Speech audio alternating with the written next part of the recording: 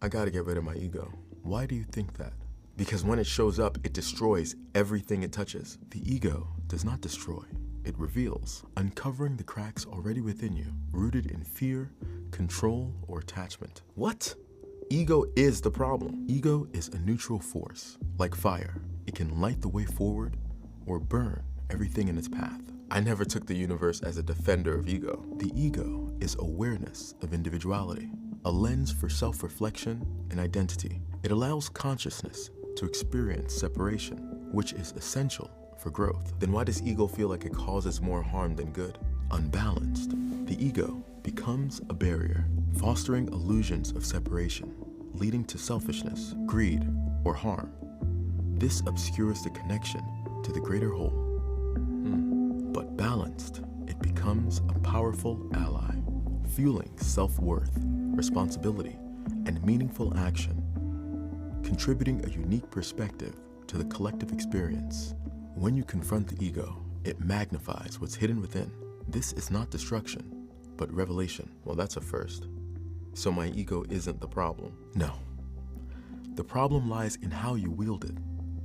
Balance your ego with the wisdom that individuality is part of a greater whole. Then it becomes your guide and not your master. The duality of ego. Exactly. Learn to hold it with love. Even in its wildness, ego seeks to serve your... You know, the ego is like a shadow.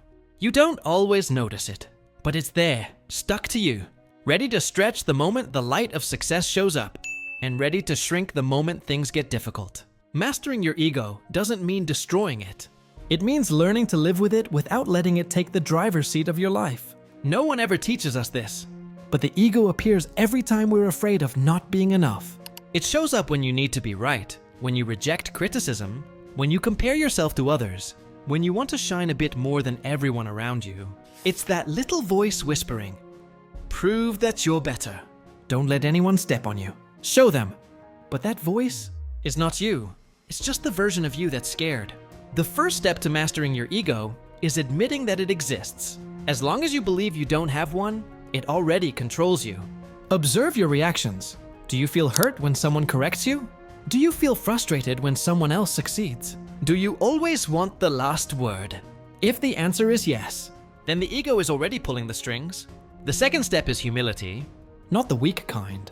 Not the kind that apologizes for existing. No. Real humility. The kind that accepts you don't know everything, that you still have things to learn, that you aren't above anyone. Humility is what allows you to grow. A high ego closes doors, but a humble mind opens them. Then you have to learn to listen. Not to answer, not to be right. Listen to understand. The ego hates listening, because listening means giving space to someone else. But when you truly listen, you become wiser, calmer, sharper. The strongest people aren't the ones who talk the most. They're the ones who know when to be silent. Mastering your ego also means accepting failure. The ego wants you to be perfect, to never make mistakes. But the truth is this: every mistake you refuse to admit holds you back. And every mistake you accept pushes you forward. Failure isn't shameful.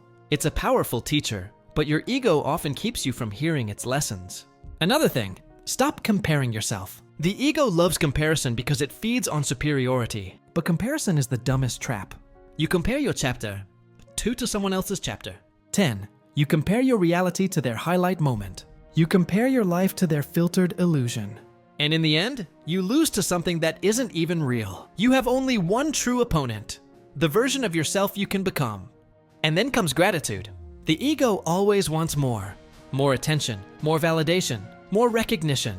But gratitude brings you back to the present. It teaches you to appreciate what you have instead of chasing what you don't. A grateful person is a peaceful person.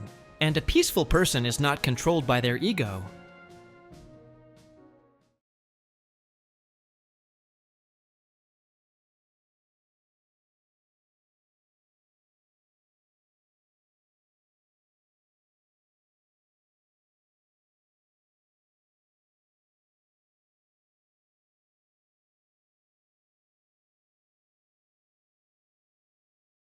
Finally, to master your ego, you need to understand something essential. You don't have anything to prove to anyone, not to your family, not to your friends, not to the world. You only need to become the best version of yourself. The ego wants to impress, but the real you wants to grow. And growth doesn't need applause.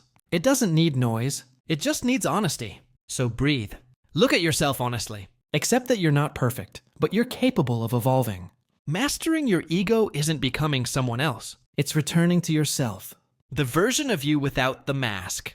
The you who learns, who listens, who moves forward, who doesn't hide behind pride or fear. The you who doesn't try to be better than everyone, just better than yesterday. That is real strength. That is real freedom.